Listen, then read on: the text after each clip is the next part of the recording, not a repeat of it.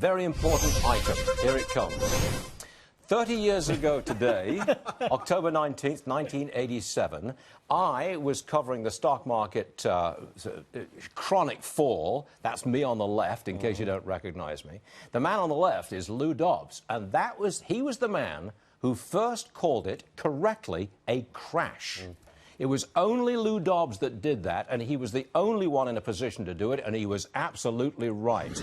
And Lou Dobbs is with us now. There he is. He doesn't look different at all. Ta-da! It's true, though. You were the one who said this is a crash, and we had to be very careful about the language we used. You didn't want to talk this thing down. You called it a crash. You were right. Well, we were right, and it's very kind of you to say that. But I mean, the reality is, there was so much pressure not to call it a crash, even though the indexes had blown through 10%, which is the classic definition. Right. And we knew something was going on beginning on the 12th. What many people don't realize is that on the show, the evening show, a week earlier, Elaine Garzarelli, Shearson Lehman, you remember this? Yes, I do. She actually called a crash. Yeah. And I mean, it was an extraordinary call by any analyst, and she was a quantitative analyst, did a brilliant job. Then we watched the thing start unwinding in foreign markets and in Tokyo. I asked our people in Tokyo to alert me as soon as they had an early read. We didn't need to wait for that because Thursday we saw a sell-off. We also saw a sell-off going into our Friday. Tokyo was beyond itself. Europe was a little more stable, but we knew that's why we were positioned and ready to go Monday morning from Jump Street.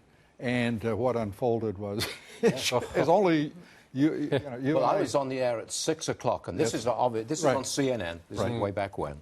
There, you said it. Yeah. Yes, it's out there. The Clinton News Network. I had to say that too.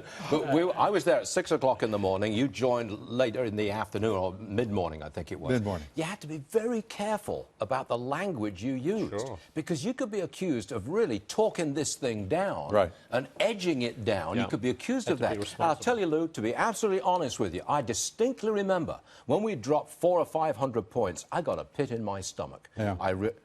Where are we going with this thing? It was talking about there's been no parallel like it in the financial markets because for precisely the reason you're saying. No one had any idea of how low does low go. We didn't have bands. We didn't have circuit breakers that were designed. We also had indexes, and options were an important part of the markets. But those indexes, it wasn't clearly understood by many, including the people who devised them and traded on them.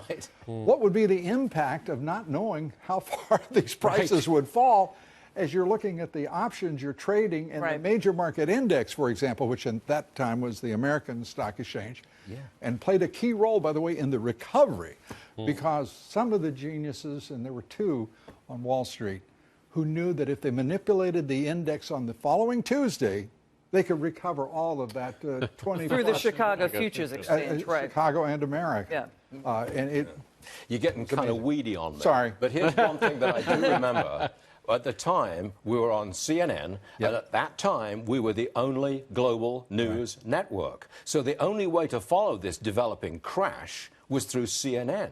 And I think you had members of the Federal Reserve Board and central bankers overseas calling you. And CEOs. And CEOs. What's going on, Lou? They're asking you. It is really a remarkable moment in history. Yes. Because we didn't have the internet, obviously. We didn't have the level of communications. CNN was the only globally distributed network.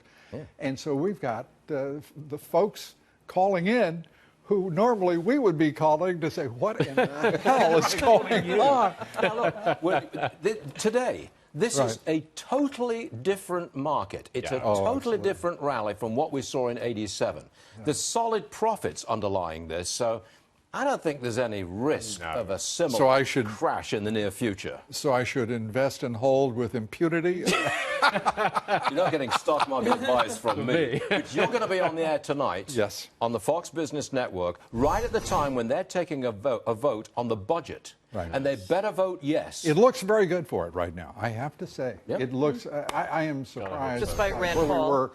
I'm sorry? Despite Rand Paul and his comments. Well, I don't think his position is entirely, I don't think the visibility is quite as we'd like it there. It's subject to change. You're such a diplomat. Oh, thank you very much. These days, you know, You're man. so kind. You're the only one who would call me a diplomat. That's true. Actually, I am the only one. Funny. Hey, Dobbs, thanks for being on the show with us. Great to be with you. And you know what's really great is to be with you 30 years Yeah. after that amazing event. You know, a lot of people would have placed bets that wasn't ever going to happen. They did place those bets.